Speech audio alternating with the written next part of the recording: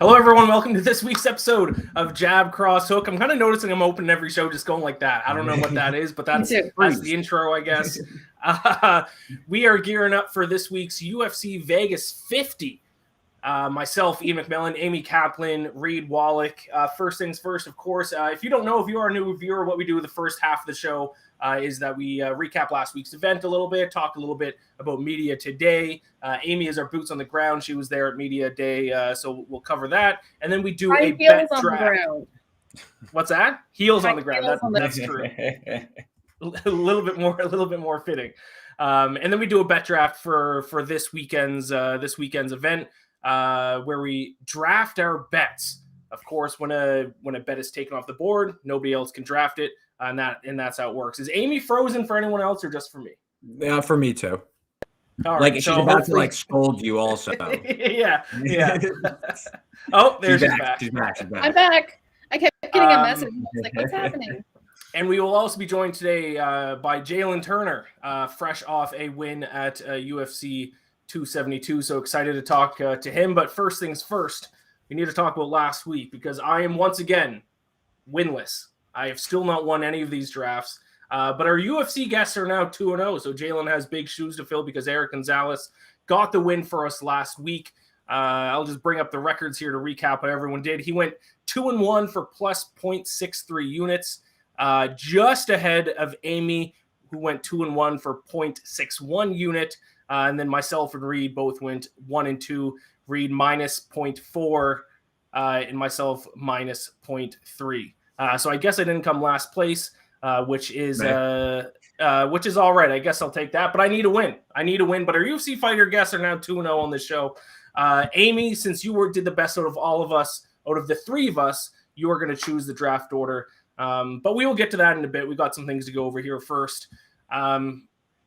Any reactions from you? You were at the big UFC 272 last week, Amy. Any reactions from being at the event live? I think that at least the main event basically went how most people kind of predicted it was going to go. Colby Covington defeated Jorge Masvidal by unanimous decision. Any reaction from that card at all?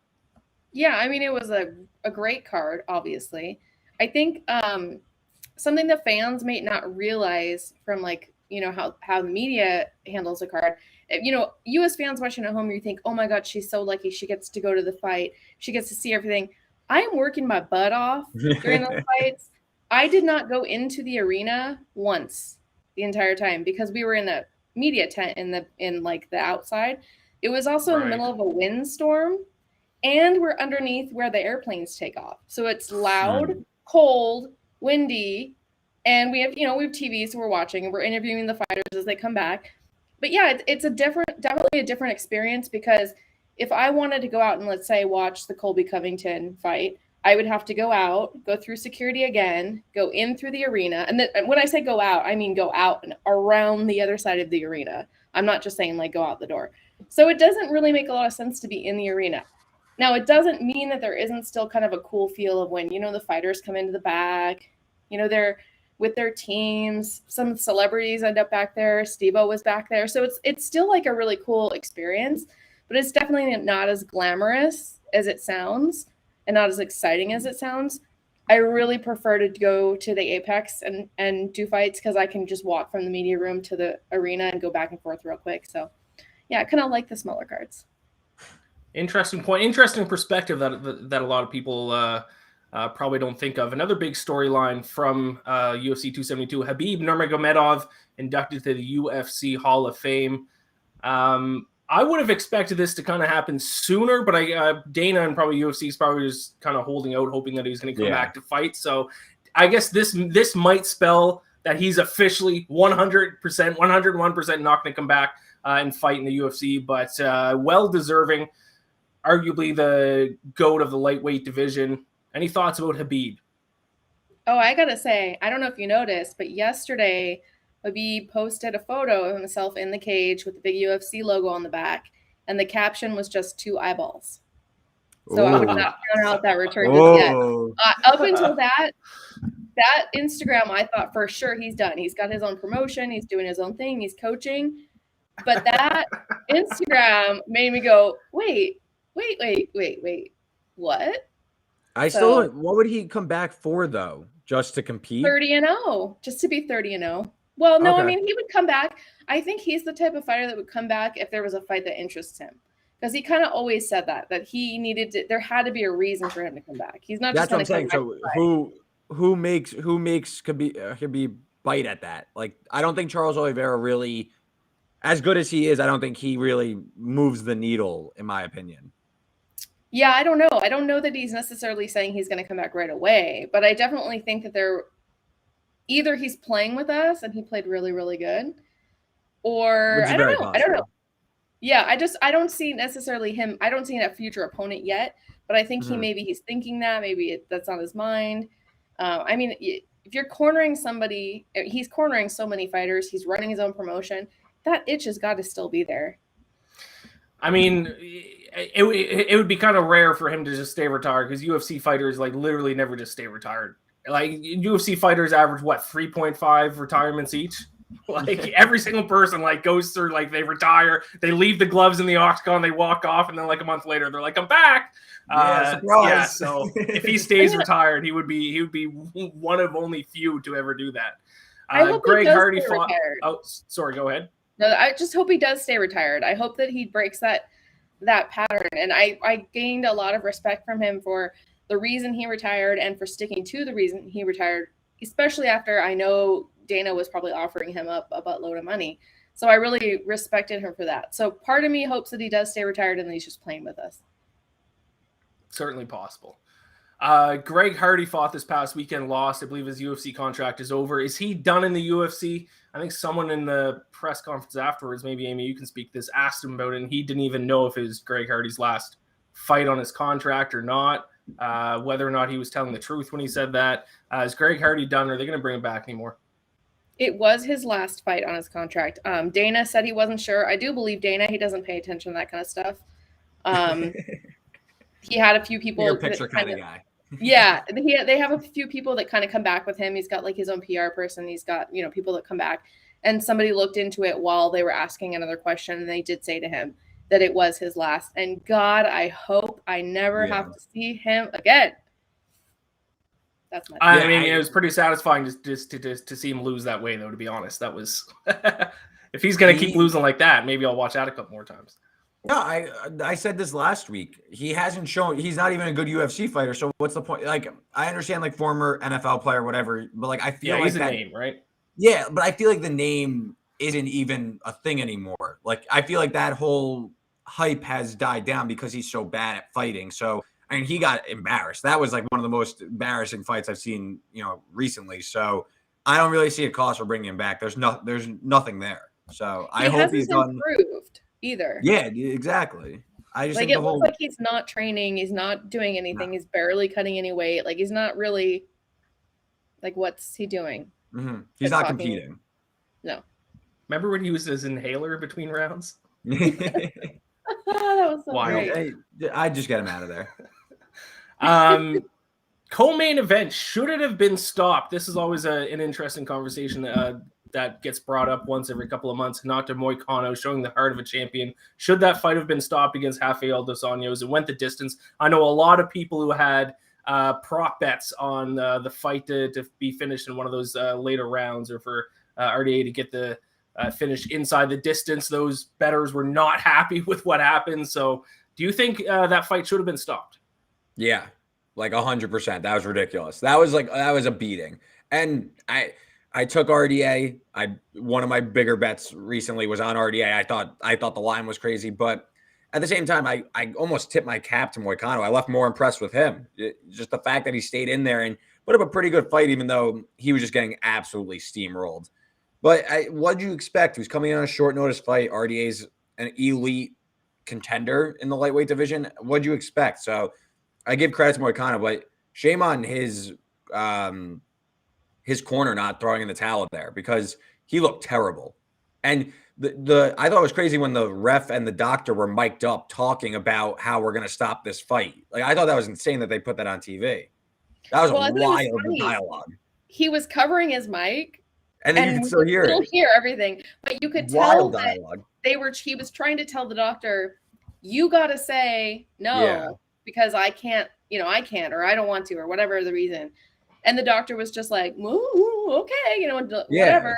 I thought it should have been stopped too. And I thought the RDA going easy on him in the last round was definitely because he thought the same thing. He said in the post fight that he wanted the fight to be stopped. Obviously, he would have won, but I think he really felt bad for him. Obviously, that almost was a terrible decision because he almost then lost at the end. But I think that nobody would have been upset by that fight getting stopped. Renato Moicano, as tough as they come. He definitely earned himself, though, some brownie points with the UFC for showing up like that and being game and all that. But again, I'm surprised that they kept it a 5-round fight. I guess RDA trained for a 5-round fight, so they were going to honor that end of his contract. But I talk about tough sledding if you're Moicano. Coming in, going, where'd he go? He went to Brazil, back to Vegas, cut the weight, fought a championship level fighter, in my opinion, for an extra 2 rounds, only just get steamrolled. I mean, just, tough. Tough and then was still throwing at the end. Yeah, no, I credit after all that. Crazy. Unbelievable. Let's talk about the main event a little bit. Colby Covington went on to win. It seems pretty clear now that he's the number 2 fighter in that weight class next to Kamaru Usman. I do want to talk about kind of what's next for both these fighters, but the conversation that keeps getting brought up for Colby over and over is a shtick. Some people like it, some people hate it. I have a strong opinion about it. I want to hear your 2 thoughts first, though. Is it getting old? Is it fake? Is it real? Does it work to a certain extent? Amy, do you have any thoughts? Oh, I have mixed emotions about this. I believe that it's fake to an extent. I do believe that he is a trash human being as far as politics goes. But when the mics are out of the way and the cameras are off and it's just the 2 of us, he's a nice, respectful guy. And he seems like he really takes his job seriously, and he really takes the time to think about, what he's going to do and how he's going to portray himself. But that doesn't excuse what comes out of his mouth. In fact, to me, it's almost worse because it's not true. Yeah. It's like, if you felt like these terrible things are actually true and this is how you feel, then I could respect you more than if you're doing it for likes or controversy or headlines. Yeah. Amy, I was actually going to ask you, is this more just an act, like a WWE style act, or is this the actual Colby Covington? So that was interesting. But from a strictly viewing standpoint, if you win, it works. You know what I mean? It's one of those things where if he's losing and he's running his mouth like this, then it looks kind of stupid, but he's winning, so he backs it up. He backs up all his trash talk. But I actually think from his long-term outlook, I think he's playing this perfectly. He's basically has this vendetta, this rap sheet of guys he wants to go and kick the crap out of. So he's just going after them. I think it's genius because he knows he can't beat Usman. So now he's going for these big name fighters that he has beef with from whatever reason, whether it's made up or it's true. And he's going to go and back it up. I think it's an awesome idea that he's going to go and try and fight Dustin Poirier. And we can get into that, Ian, but I think that's totally the move for him. Why go fight Usman again? You'll probably just lose again. He's almost forgetting championships. He's now going, I'm going to try and make big fights on my own because I'm my own brand. I think it's honestly genius marketing. Yeah, my thing with Colby, I mean, I'll leave politics completely out of it. I love a good shtick. My favorite fighter of all time is Chael Sonnen, just because of that.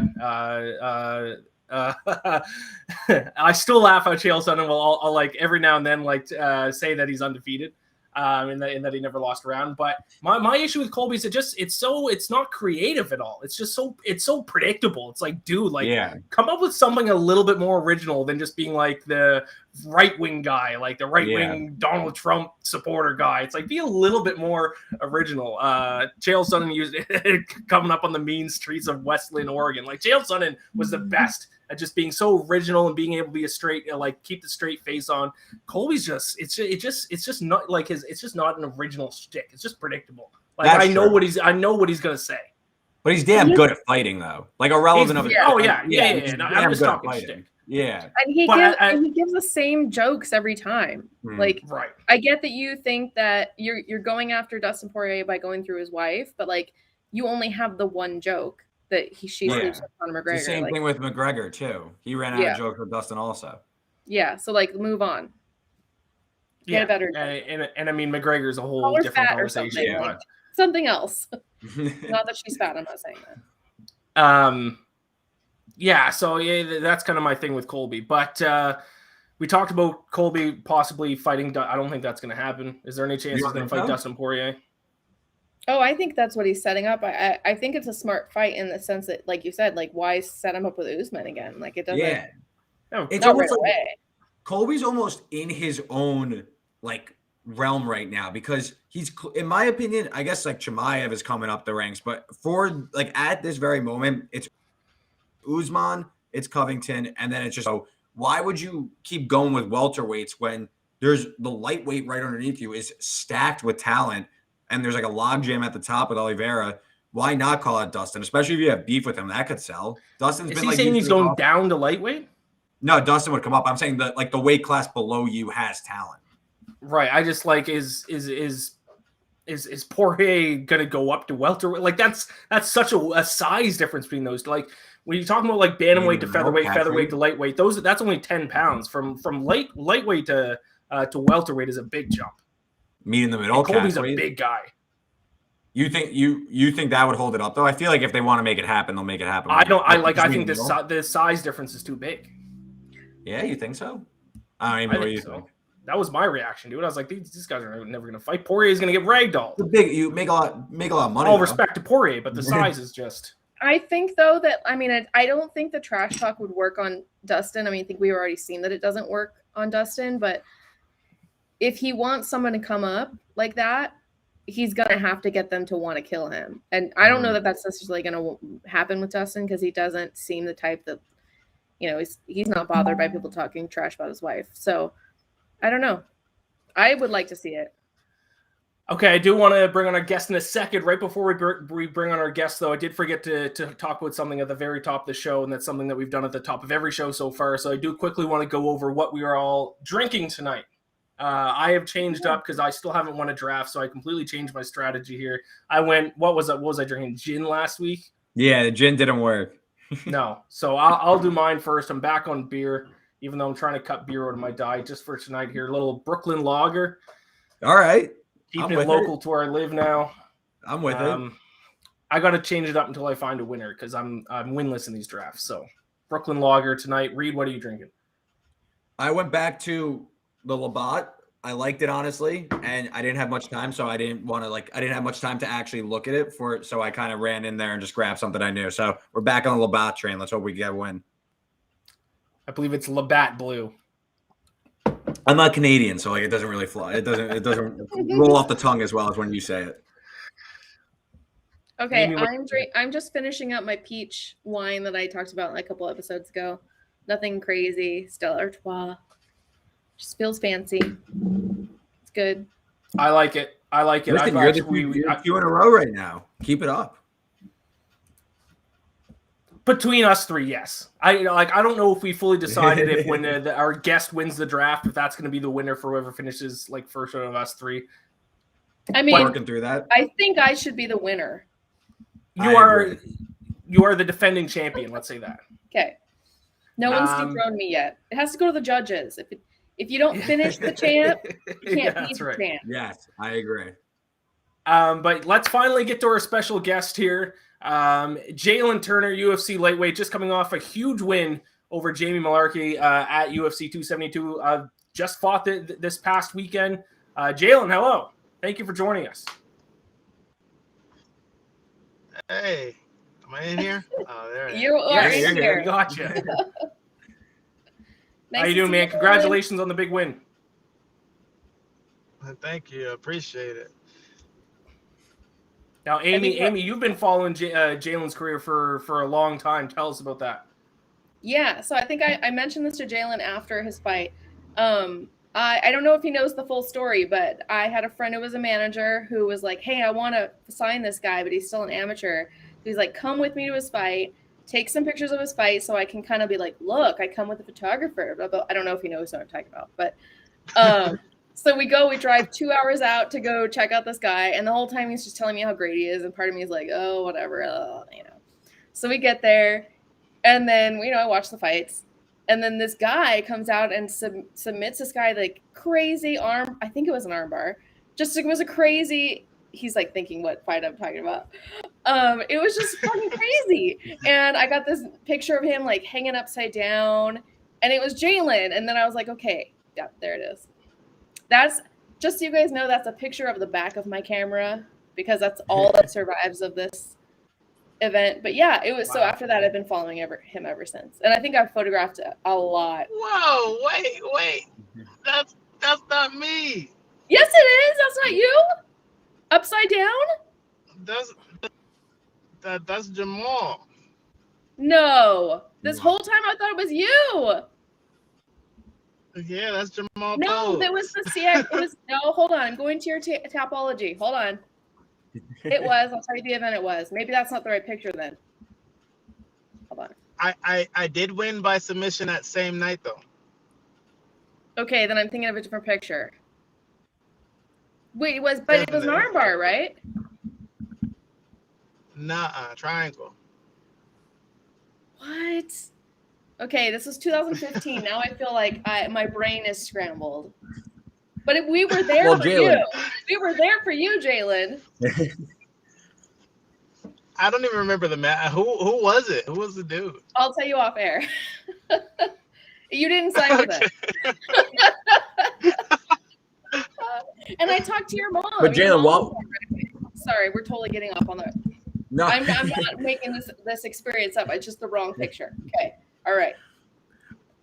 But while we're talking about submissions, though, in that, I mean, the knockout this at the main event or at UFC pay-per-view was fantastic over Jamie Mullarkey. I mean, what were you thinking going into that fight? Were you trying to finish him by knockout? Were you going to try and mix in some submission? I know Mullarkey's more of a grapple-based fighter. What was the strategy going into that fight? Honestly, the strategy was just stick and move, have fun, and win. You know, Good strategy. I honestly, I thought he was gonna grapple a lot more. Yeah, you know, that's to keep it simple. I thought he was gonna grapple and shoot a lot more, so I was like really prepared for that. But he stood and banged with me. I was like, okay, like this is my realm. Like let's do this. So yeah, that was it. So now you've rattled off 4 straight wins, 4 finishes as well. Any idea what's in store next for you, Jalen? Getting another fight, getting another win, getting another finish. Do you how far away do you? I mean, this might be a little bit too far away, but how far away do you think you are from a title shot? Oh shoot. Yeah, I'm in the most stacked division in the UFC, so I think there's a while. But you know, if I keep this up, maybe like another year and a half, you know, 2 years, maybe less. Have you started game planning how you're going to kind of get to the title? Is that something you envision for yourself in the future, is fighting for a title shot? Is it something you even have put any thought behind, or are you just focused on trying to win the next fight? Yeah, we're game planning for that, of course. You know, the goal's always been to be a champion. You know, I reiterate that like after every fight, like that's definitely my end game. And yeah, dude, like I think about it all the time. I train for it, I prepare for it, but also I don't shy away from my opponents. I don't overlook anybody when I have to prepare for them. But you know, you prepare for the best, you're gonna eventually have to fight everybody like on the way up. So you know, that's how I look at it. You have 4 straight finishes, and if I'm correct, you haven't gotten a performance bonus in any of those fights, have you? Nope.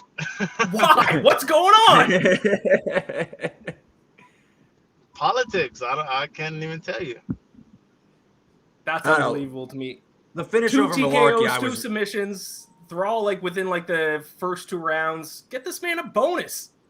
I was really shocked you didn't get one for UFC 272. That was crazy to me. I was too. That was like the one where I was like, I'm definitely getting it. Like I was like sure as shit I was getting it. But yeah, you know, it is what it is. I'm not stressing it. I'm stressing it.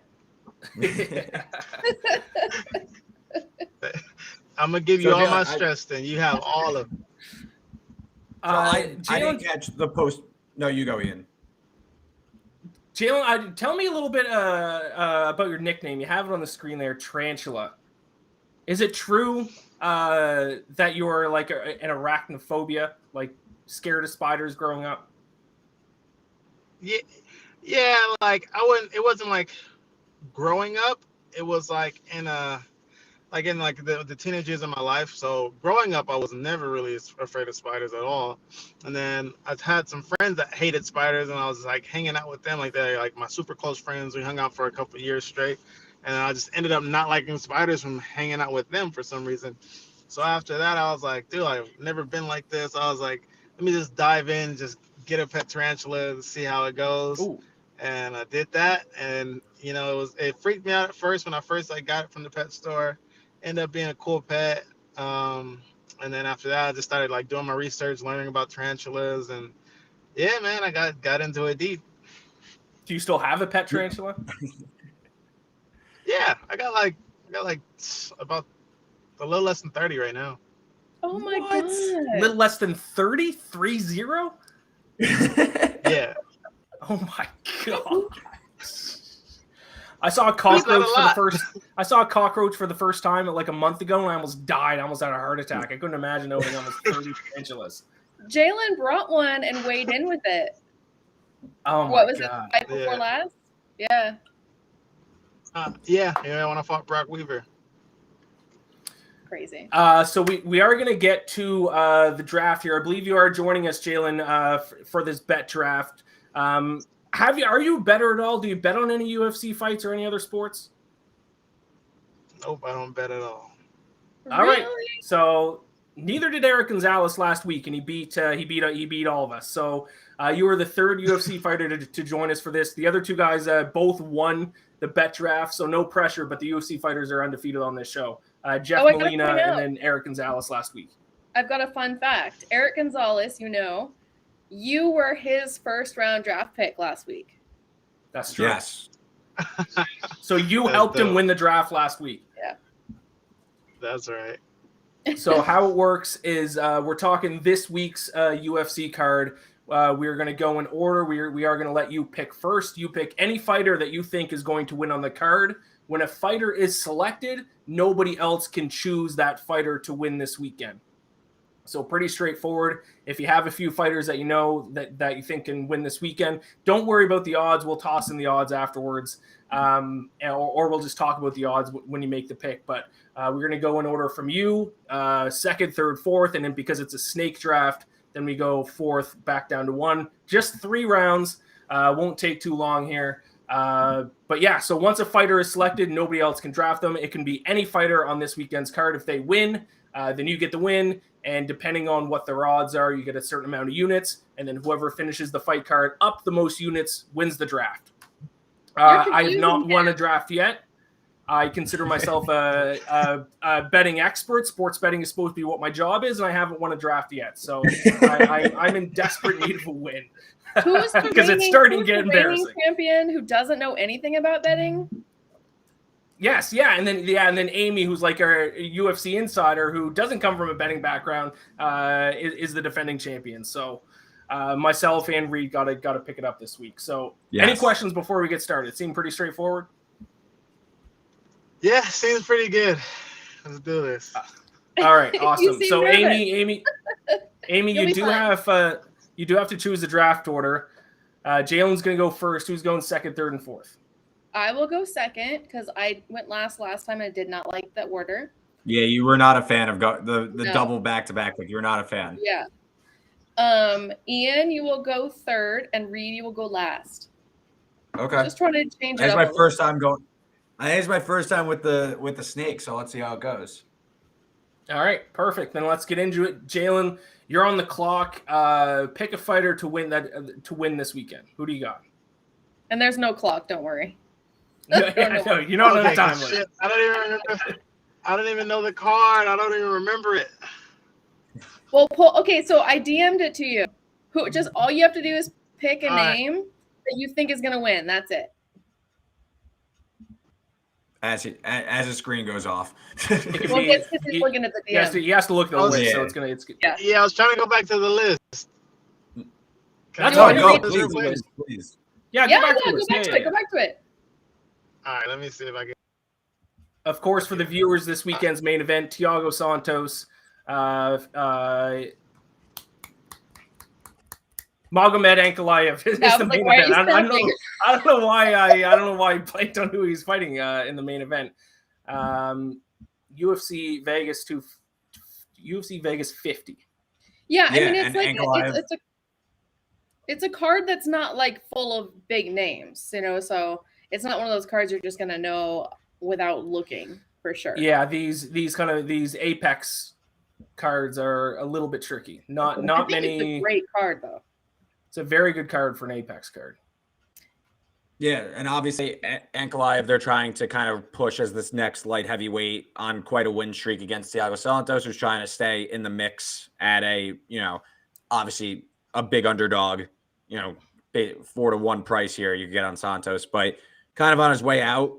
We'll see if he can maybe stop the rising contender. Amy, what was your kind of vibe out of media day? Santos, obviously a veteran. Did it seem like he was kind of locked in? Did it seem like this might be just another, might be in for another loss here? Yeah, I mean, I think that all of the fighters had a very similar mood. And it's a weird thing to say, but they all kind of felt like post-fight interviews, but like not quite, like low energy, like they were tired. And I know it's like, obviously they're getting ready to cut weight, but usually it's not like that. Like they all were very like, nobody was crazy. Nobody was like really boisterous or anything. And a few of them looked like they were having trouble getting up and down from the table. Like it just was weird. It was a very weird. Slow, low level energy media day. Interesting. Jalen, you're back. Do you have a pick?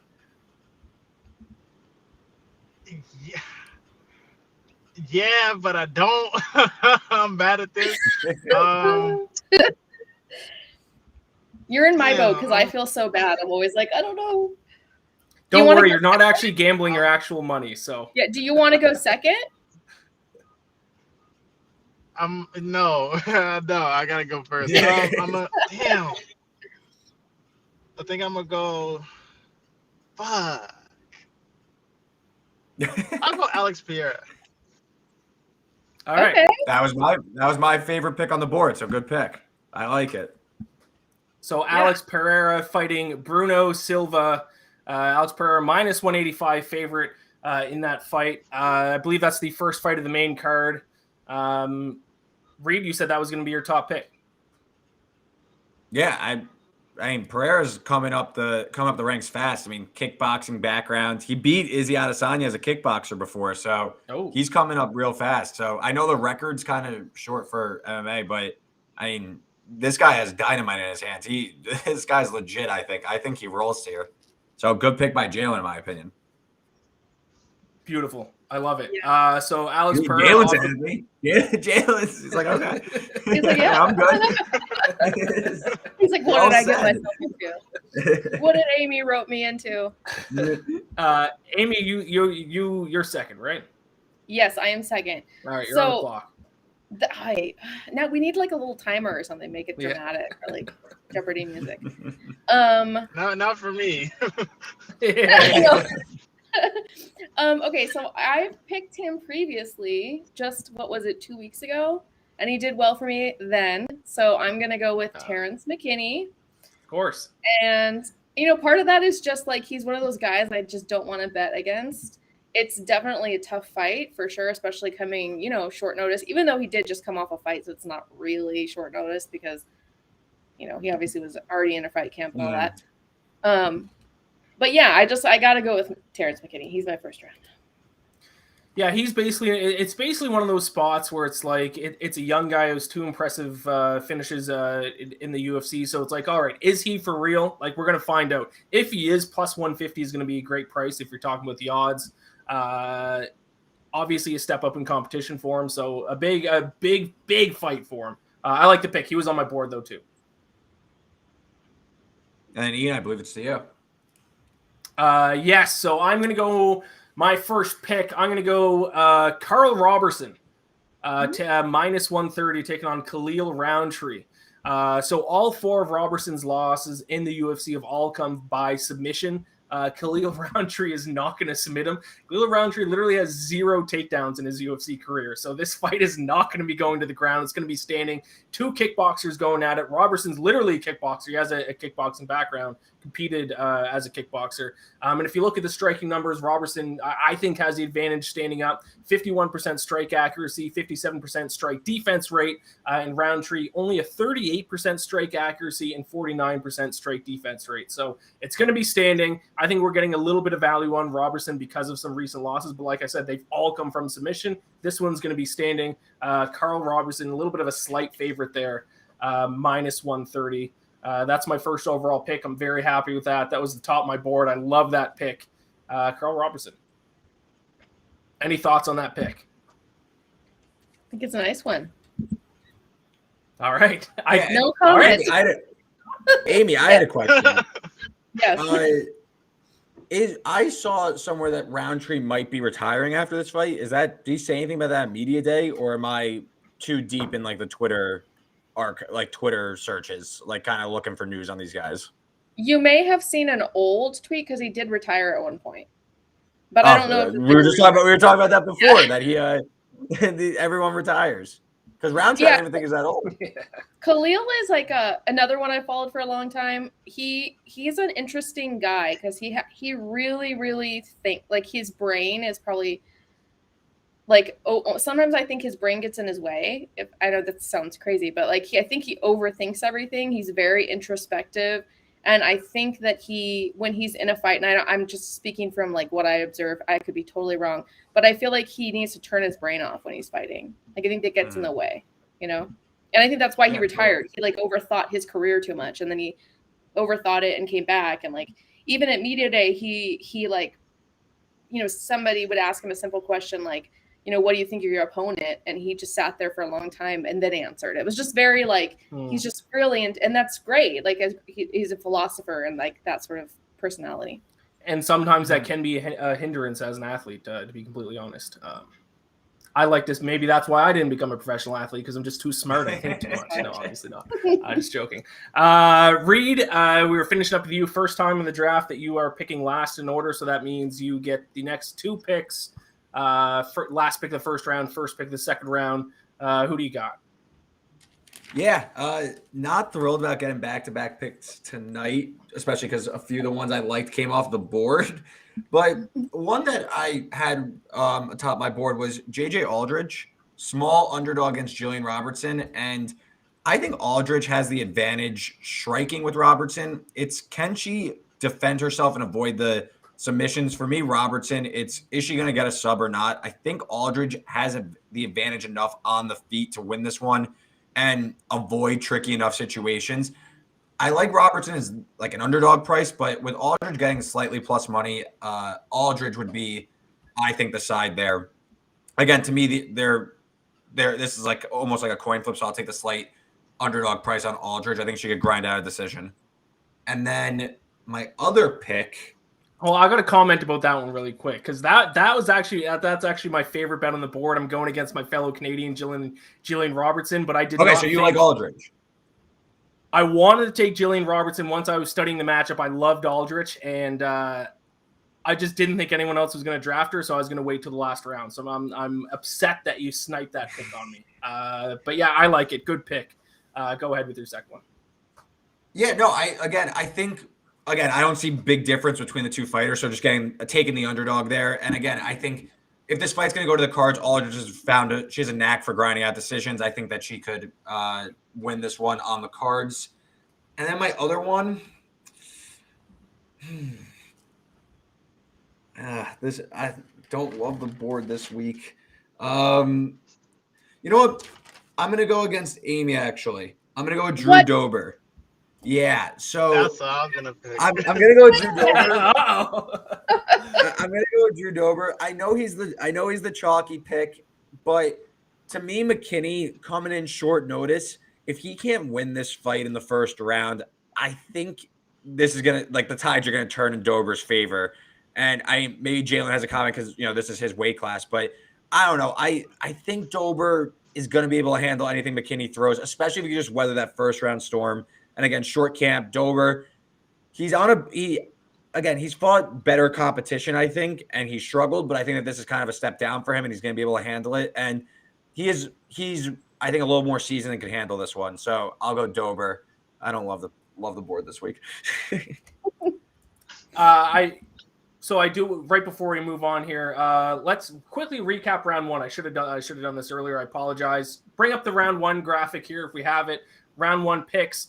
Jalin took Alex Pereira minus 185. Amy Terrence McKinney plus 150. I took Carl Robertson minus 130. Reed took JJ Aldrich plus 110. So that was round one, and then Reed, you just got round two started off there. Drew Dober going against Amy.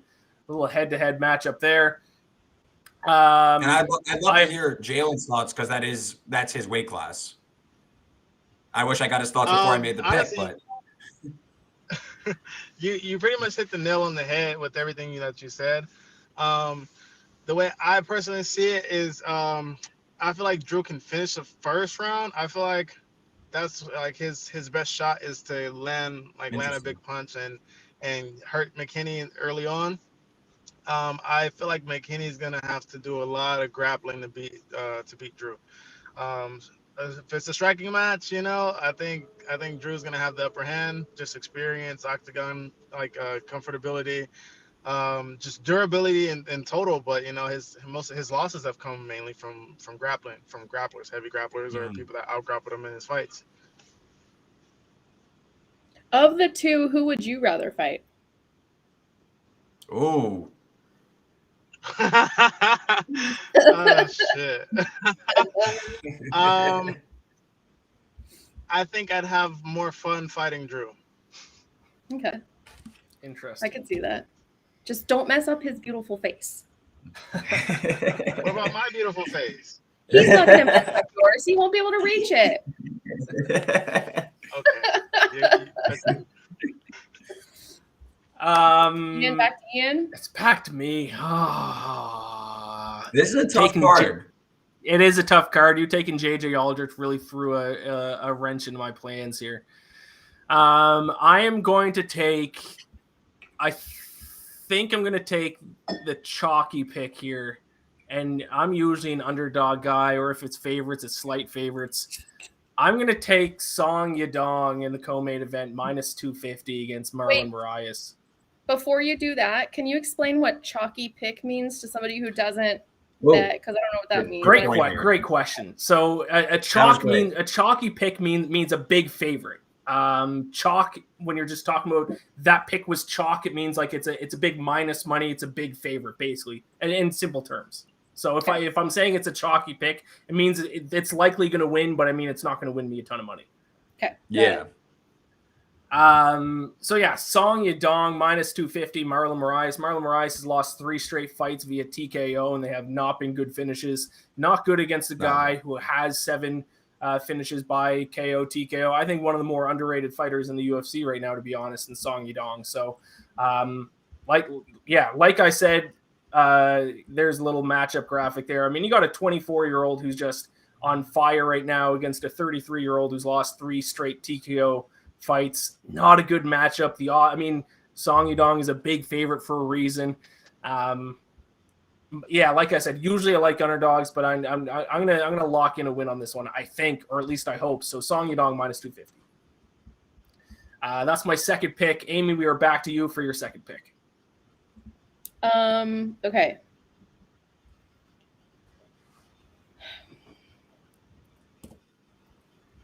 After explaining your pick to me, I'm second guessing my pick because I'm going Marlon Moraes. Amy, I haven't won a draft yet, so if I'm on one side, it might make you feel more comfortable that you're on the opposite. I was gonna pick him anyways because even though he had the TKO loss in his last fight, I mean, really, he probably should have gotten the win in the first round. He did knock out Merab, and that's not an easy feat. And I think that if the referee had been doing his job properly, he would have had that win. And he put everything. He talks a little bit about that. He put everything in that first round because he assumed that he won it, you know, and he thought, no way is he going to come out and be able to handle another round. And I always go with the underdogs. Like, I love the little underdogs. So picking Marlon.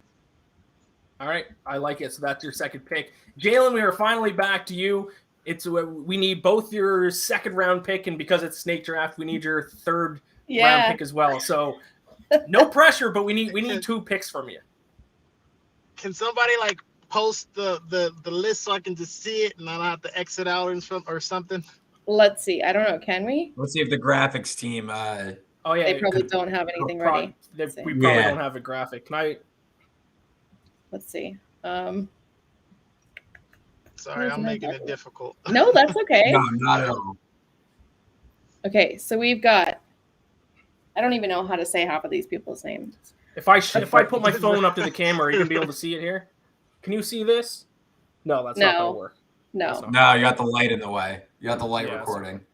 Okay, so how about this? Do you? Oh no, because we already have half of the.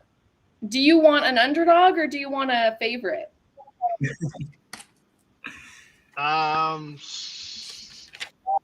Give me an underdog. Okay, so here are the underdogs. I'll list them all that haven't been picked yet. Sodiq Youssef. What? He's an underdog? No, Youssef's a favorite. What? No, Sodiq's a favorite. Sodiq's a favorite. No? Well, oh, that's right. Sadiq. Sorry, That's it's backwards. I always read it backwards. Yeah. You want to take Sadiq? Sorry. Yep, you want to? You take Sadiq though? Okay. Yeah. Yeah. He's a favorite Sadiq's though. a good pick. So Sodiq Youssef -245 against Alex. I always mispronounce his last name. Caceres, isn't it? Yeah, soft C. Caceres. I like that pick. Big favorite, should win. It'll get you a win on the board, likely. Do you have any? Well, Jalen, you seemed excited that he was on the board. Why? Like, right? Do you train with him? Do you have you know him well or anything like that? He fought in the Contender Series. I've been following him. Like, we follow each other. I love his fighting style. He always brings a fight. But it's funny because, like, now that I think about it,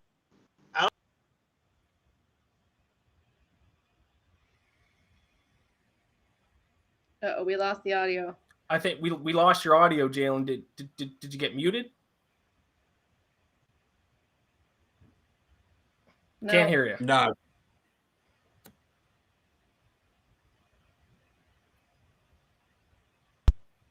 I heard a little. Sounds like maybe. Barrier. Maybe? No? can you hear me? Yeah. There we go. Yeah, Yeah, we got you back.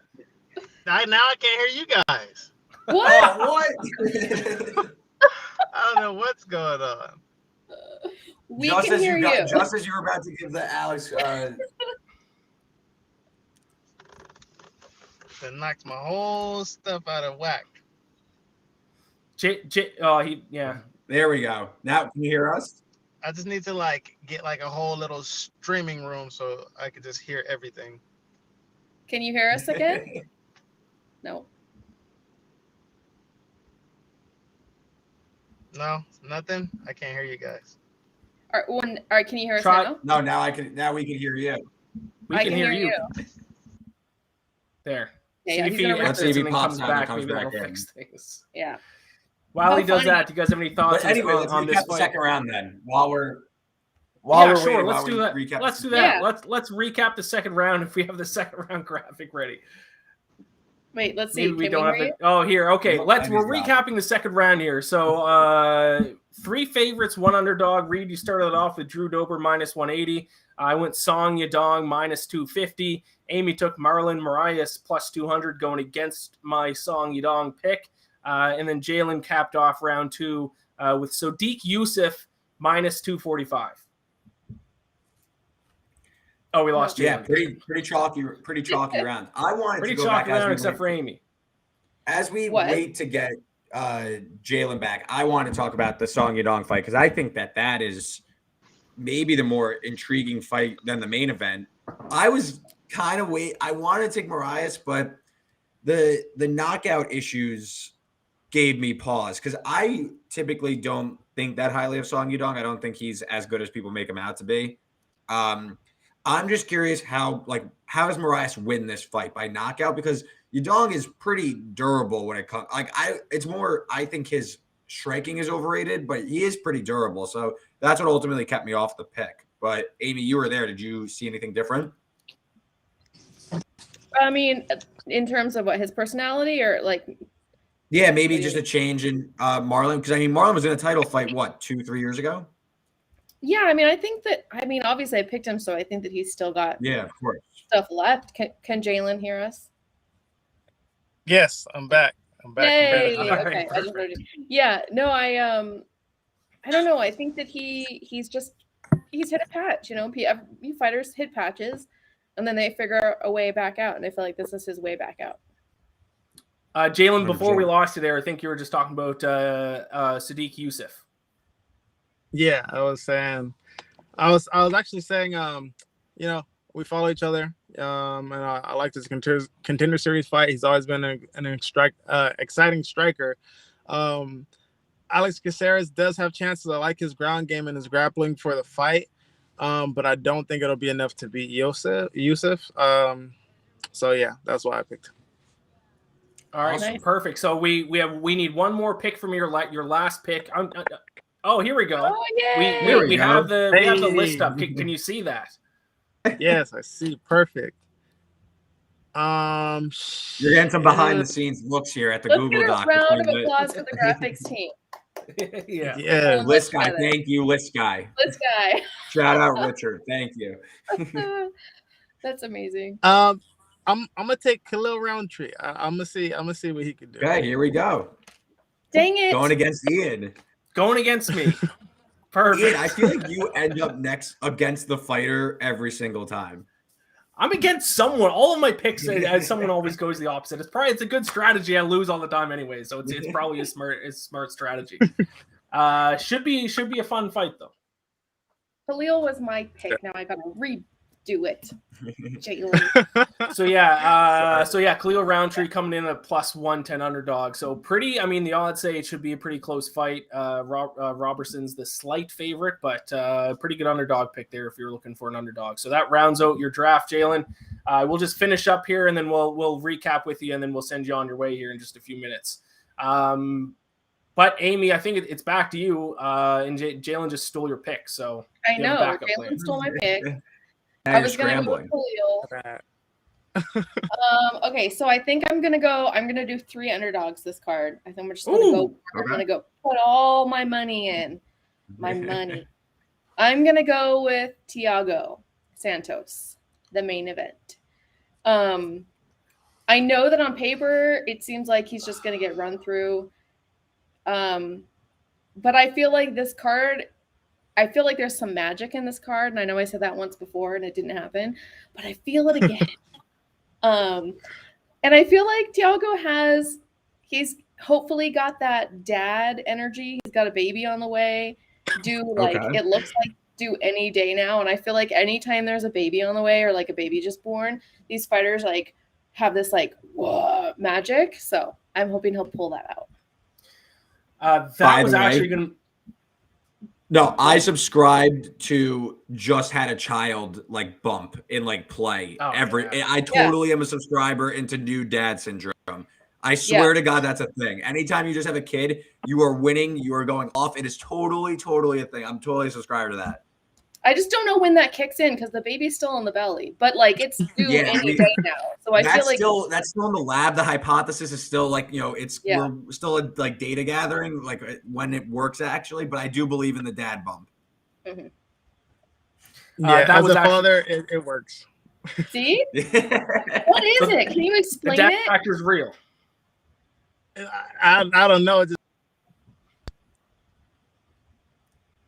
No, we just lost the secret sauce. No, you're back. No, he's gone again. No, every time. He's gone again. The secret dad energy. The secret dad energy. Oh no. Going on. There it is. We got you. Can you hear us? Anything? Probably because it didn't respond to that. We got you. Adios. Can you hear us? And now you can't hear us again. How does that even happen? Can you hear us? No. Nope, All right, he's we're gonna gonna work on getting him We're back. working I was through gonna it. say Thiago Santos was gonna be my last pick. My picks are getting stolen all around the place tonight. I think these Russian fighters are just getting overvalued. I think people are just seeing these Russian names and like setting them as massive favorites. Should Ankalaev be favored in this fight? Yes, minus 520. He's good. He's not as dominant as some other guys, though. Like, he's fighting like a very good, very experienced veteran Thiago Santos who took John Jones to a split decision. Like, plus 380 seems like an insane price to me. I agree. I think I just, Can you hear us, again, Jalen? Can you hear us now? Yep, I'm here. Yeah, Okay. we're good. We want to hear about the dad. Yeah, what's the secret about being a dad? Does it just make you train harder, fight harder? What is it? Yeah, all of the above. Like when my son was born, I was in camp for my Bellator fight. I don't know if it was my first one or my second one, but I was working graveyard. I was running off like a couple hours of sleep and then watching him at night. And man, like I still was like just had like this extra go, like this extra energy, like it just an energy source just radiated from my soul. So I ended up finishing that fight in 36 seconds. I think that was like one of my fastest finishes. That's crazy. Hey, dad energy. It is a thing. I'm glad I could confirm my theory. That's been going on for so long. We've had that theory. Perfect. Yeah. We need to start getting a Amy, when you're at these media days, you need to start finding out if any fighters that are fighting on the card recently. Yes. We need you to get that information for our betting purposes, please. All right, where are we in the draft here? It's back to you. It's back to me. All right, so my strategy has been thrown out the window because all my picks have been taken by other people. So what I'm going to do is I'm going to bet on someone who I was going to bet against. I'm just going to go with my fellow Canadian here. I'm going to go back to my original game plan. Jalin Robertson minus 130 against JJ Aldrich. I'm going to go against you now, Reed. The story of this fight, in my opinion, when I study it, is whether or not Jalin Robertson can get this fight to the ground. If she can get it to the ground, she can pull off a submission against JJ Aldrich and win this fight. My original opinion was that she's going to struggle getting her to the ground because JJ Aldrich has something like a 68% takedown defense or something like that. But she is a favorite for a reason, and she's Canadian, and I'm Canadian. So minus 130, my whole game plan's been thrown off by everyone taking my picks. Give me Jalin Robertson minus 130 and hope for the best in that prelim fight. Well, I'll see you out there. I'll see you cage-side. Yeah. Okay. All right, last pick of the draft. I'll bring us off. You know, I don't love how the board broke for me, and it's funny because I am a big Miranda Maverick fan. I am a truther on her, but off of 2 losses, she can't be laying this price to Sabina Mazo. So I'm going to go with Mazo at a big price. She's plus 255 at WinBet right now. I just think she has a big reach advantage. She kind of needs the fight. Yeah, I don't have much here, so I might as well take a shot on the underdog. Maverick's off of 2 losses. I just think that this price is way too big for her. So I'll take a stab at a big underdog. Hopefully could keep this close and maybe grind out a decision. I mean, again, like you see in the graphic, she's plus 5 in reach, so she's able to close the distance and get this to the ground. She can maybe handle Maverick and, take a decision, take 2 rounds. So, yeah, Mazo plus 255. I think that's a little too wide in my opinion. And that completes the draft. There it is. There you have it. There is the UFC Vegas 50 draft. We're going to bring up a graphic here to recap the whole thing.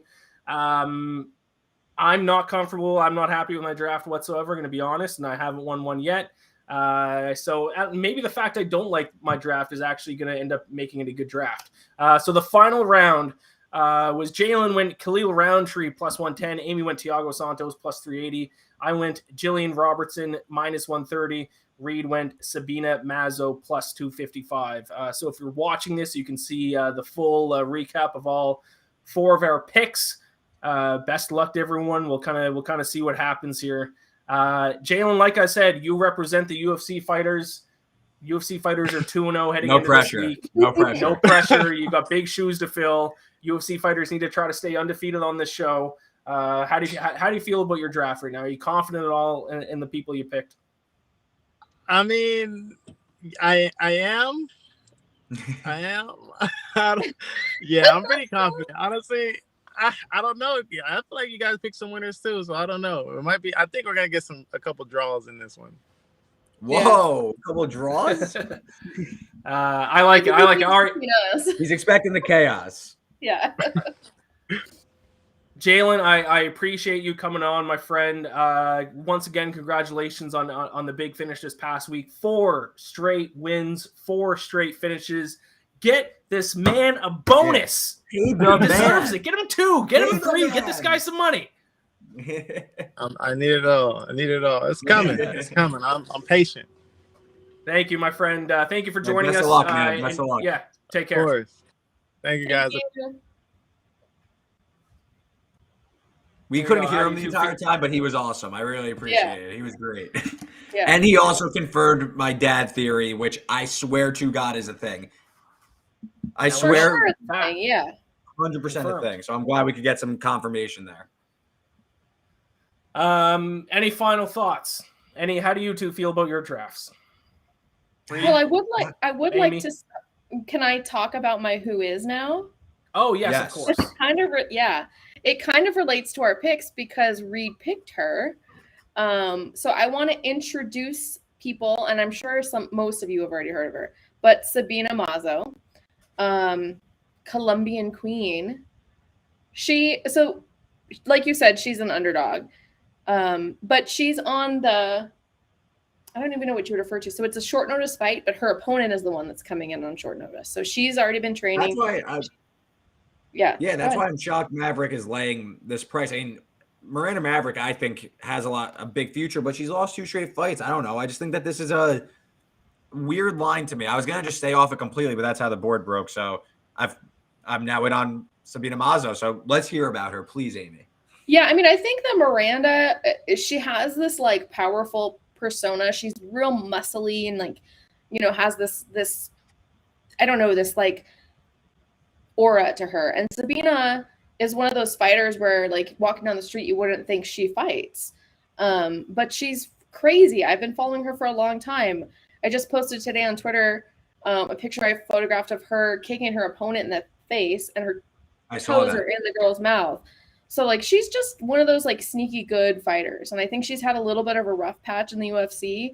But this is one thing that a lot of people may not know yet. She left King's MMA, which is where she was training before, and she's now training with Glover Teixeira, which, if you guys remember from a couple weeks ago, is the reason I picked Wellington, who was also an underdog. He also changed his camp and went to go to Glover. So I feel like maybe there's a little bit of something brewing over there in Glover's camp because he's got a lot of people headed over there. I spoke to her as well, and she said that she's actually thinking about moving full-time there. So she must have had a really good time there, and really felt like she learned something, or else she wouldn't be thinking about relocating there. But I also spoke to her and asked her kind of why people should bet on her, and so you can hear what she has to say about herself. First of all, when you step in the cage, you're always thinking that you want to win, and yes, for sure, and I will definitely bet on myself, just because I know the hard work I did. I know how hard I work in absolutely all the parts of MMA, even jiu-jitsu, wrestling, everything, so I don't know, I feel like I have that confidence and I will definitely do it, but I'm not a huge betting person. I actually want to get more into it, because I've never really done it. But I can make sure that there's going to be an exciting fight, and that I'll just give it all for that victory. I'll give my heart, my blood, whatever it takes. But I'm going to step in there and show a little bit of the Colombian queen. Does that make you feel more confident about your pick, Reed? Yeah, kidding me? I honestly didn't even know she switched to Glover's camp. Everything's coming up Glover lately. So this is like the year and a half of Glover Teixeira. So sure, let's ride. I'm in. Let's go, Sabina. Bring us home. Do we know the record of the fighters that we featured on these shows? Yeah, I would say we probably shouldn't look at that. Right? Yeah, no. It just came to my mind. I was like, we've done short notice fighters only, I think, right? So they've kind of I tend to pick an underdog. Yeah, Okay. I think my like if I had a fight name, my fight name would be underdog because I like the underdogs. I focus on the underdogs. I like to talk to the underdogs. So I'm obviously going to probably feature an underdog. I'm not going to feature a favorite because they're a favorite for a reason. People already kind of know that they're good. So I like to kind of Okay, that's feature fair. somebody that people might be doubting. So yeah, they're probably all going to be underdogs, and a lot of short notice people too as well. So. Right before we close things out, last week we talked a little parlay action. I actually didn't put together a parlay this time.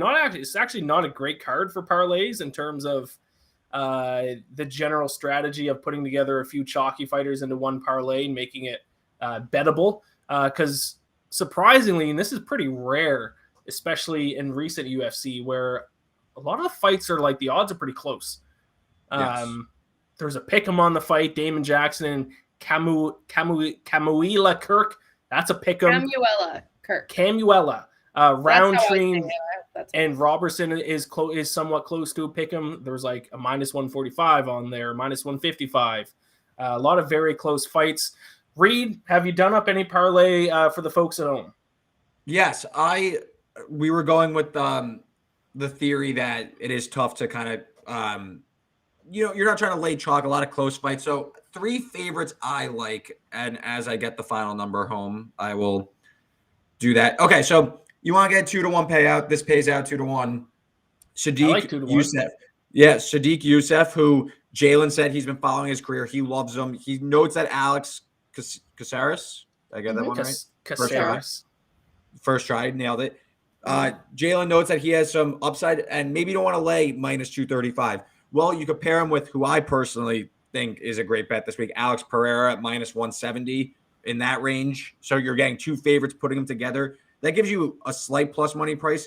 But if you also like Song Yadong in the co-main, he's north of -200. You get a +200 payout with those 3 put together. 3 likely winners, but you don't want to lay the chalk.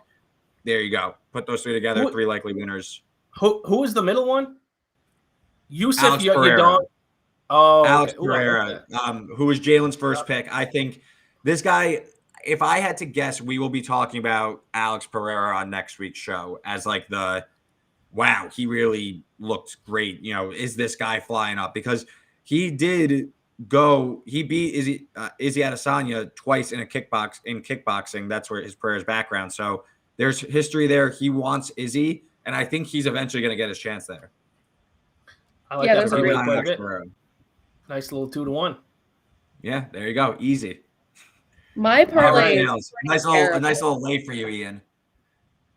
I'm anti-lay. I hate that term. Have you seen that pop up, or is that just me? Yeah, of course. People starting to call parlays lays. What are we? What in a frat house right now? Parlay's short enough. Go to bet on the lays, bro. You got to lay for me, bro? Come on, dude. Call it a parlay. It's 2 syllables. It does not need to be shortened to lay. I hate it. Well, guys, Amy, there's our parlay though. No lays, strictly parlay right there. Love it. Amy, do you have a parlay by any chance?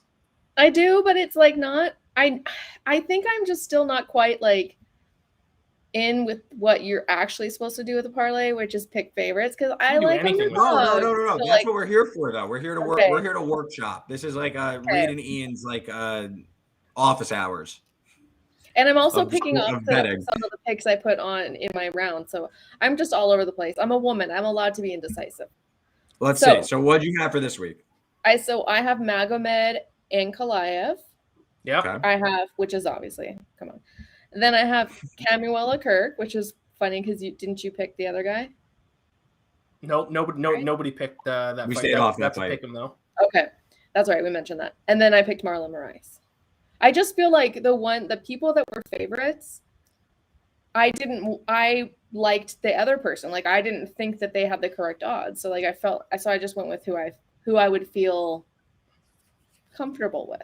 Do you have a certain reason why you like Camuela Kirk? I just know him. I followed his career. So I just feel comfortable with him with that name. So I feel like I gotta put a little bit of money. You didn't draft him? No, I didn't because it wasn't a big spread. Okay, gotcha. Okay. Like they was too even. So I was like, well, I don't want to like waste. You know, I like betting on the underdogs in the draft because then if I win, then it bumps me up. Even if I Yep. just get like one right, you know. Fact. Okay, so if I were to give some constructive criticism, and by the way, there is no Yeah, do right it. way to do a parlay, but I don't think you need to throw Marias in this parlay. I think it's almost you're boosting Kirk from a pick'em to a slight underdog now. You're now making him, what, if I had to guess, like plus 130, plus 125, because Magomed Ankalaev, he's such a big favorite that you're almost kind of boosting Kirk's odds. You don't need to throw Marias in there. See, I So have you no could idea do- what any of that means. So what you're saying, Reed, is you're just basically by tossing in Magomed, who's an almost lock because of his odds, you're just making betting on Kirk a little bit more valuable. Exactly. You're getting a better so you're saying payout. I should have picked another favorite. Or you could yeah, just stick to the another two. favorite. Yeah, I just think the theme you're going for, especially if you like Kirk, because he's a near pick'em. Mhm. I don't think you want to put a big underdog in there like Marias because, again, he's less likely to win. Of course, you get a bigger payout, but when you're doing a 3-leg parlay, you may want to make something more likely and count on less variable. So Kirk, you can make your biggest variable at minus 110, Ankalaev at minus 600. Right there, you're getting close to plus 130. If you want to throw in another big favorite like Yosef, then all of a sudden you're talking, okay, now I have a plus 150 parlay. So I think Marias, you're almost like jumping too far, if you could follow what I'm saying. Yeah, that makes sense. Yeah, that makes sense. I'll counterpoint Reed by Here saying we go. it's a parlay. There shouldn't be any rules because parlays are parlays. Just take 5 underdogs if you want. Take a 5-1, a favorite. I'm Get trying to crazy help with Amy parlays. understand, though, the thought of how I was looking at the parlay, I'm just- how my brain was kind of operating. If I was going parlay, I'd either go 3 favorites or 3 underdogs. I'd kind of stick with the theme. I hear you. I've actually been putting a little bit of money where my mouth is on some of these things. Ooh. And I've been like win some, You've been lose good, some. 2-time champ. I still have money in my bank, like not my actual bank. I mean, like the website bank, you know, because I'm like, I'll put money in there. Obviously, I have money in my bank, but I put some money in there, and I said I'm gonna have fun with this. And if once it's gone, it's gone. You know, That's the way to do it. and I have more Yeah. than I put in. So That's Positive. Plus, you win. plus That's our odds. if you do that when it comes to betting, then you win. Yeah, we should listen to you. And I have to say too, we didn't talk about this fight, but this week, on Friday, Kevin Lee and Diego Sanchez are fighting for Eagle FC, which is Yes, Khabib's they are. promotion. And there's a huge spread between the two of them. So I put a little bit of money on the underdog, which is Diego Sanchez. I don't know. I just feel like I know, like everyone's like, he's gonna run through him. I don't know. I have a feeling. I just want to put $10. Do it. That's what it's all about. I Yeah, assume so it's Diego like- Sanchez is training with someone else now, right? Oh yeah. He's with somebody else. I don't know. If he's with I think I know they Yeah, parted he's not ways. with that same weirdo. Yeah, that's what you're if he's not with him, then I think he's probably worth a bet because the line's probably based on the fact that he's still with that guy, and that was insane. Well, I think too. That was like, one of the Kevin- weirdest things I've ever witnessed in Yeah, the it was history very of the sport. very disturbing. Yeah. Kevin Lee is the type of fighter who will like listen to everybody saying, "Oh, you're going to run through him," and he's going to think, "I'm going to run through him," and he's not going to try. Like he's the kind of fighter I think he will not give him the respect that he needs, the opponent. Kevin Diego Lee could Sanchez, definitely like- fight. Kevin Lee I like Kevin Lee. I think he's really talented, but he could also be like incredibly overrated in betting markets because he's so talented, but like he sometimes doesn't live up to being such a big favorite, if that makes sense. He is his own worst enemy. Yes. I just looked up the odds just for anyone who's watching or listening is curious. The consensus odds is right around Kevin Lee minus 800 favorite, which That's means crazy. you would have to bet $800 on Kevin Lee to profit $100. Diego Sanchez going back is the plus 475 underdog. Another, I don't know what the odds are, but another fighter I think if you guys want to put your money on is Impa Kasanganay. He was in the UFC, got released, Yes. got picked up. I think he's another, I don't know if he's a favorite or underdog, but I would put Slight some money on- underdog. Yeah, Plus put money on him. 125 Yeah. against Raymond Magomed Delayev. Well, that's why he's the underdog. Impa was But pretty yeah. good, but then he was on the wrong side of that Joaquin Buckley knockout What was it, last summer? 2 summers ago? Yeah. Last summer? I don't know. They're all the same. But I liked him, but Casagne, he's massive too. Yeah. Yeah. He's easily like one of those, like when you're a casual and you're watching and it's like, yeah, I'm betting on that guy. This guy's massive. He's jacked. But he was also like on like the biggest highlight reel knockout like in the past 2 years. So yeah. We have gone on very long. This has been the longest show by far. Any final thoughts? Any final thoughts before we close it out, Reed? No, I'm all set. I hope everyone, does all right on their draft. I'm not as confident, but let's see what happens. That's what it's all about. Amy, final thoughts? No, I'm good. I said all my final thoughts with that Eagle thing that kind of got us off track. My final thoughts are: I pray to Gambler, the gambling god, that I get a win, because I hope that I need this not to be a recurring storyline of me not getting a win in the draft. It's going to become more and more of a thing each passing week now. I hope it doesn't. Let me just get the win just to get out of the way, my first win. Thank you all for listening, for tuning in. Subscribe to the YouTube channel. For listening to this on the podcast, subscribe to the podcast. Rate it, review it, all that good stuff. Leave us comments. Let us know who you think won the draft or who will win the draft before Sunday. Thank you to Jalen Turner for joining us. We'll see if he can continue the UFC fighter streak of winning the draft for us. Best of luck to you two. Best of luck to me. Best of luck to everyone watching with your UFC picks this weekend. And we'll be back next week. Is next week the England card? No, wait. Yes, because we're doing new 6:00 Eastern on Wednesday. Next Wednesday, we're doing it a little bit early. If you're tuning in live. Thank you for reminding me. That was important. That's what I'm here for. An hour earlier, 6 p.m. Eastern. Thank you all for tuning in, for watching, for listening, all that good stuff. We'll talk to you next week.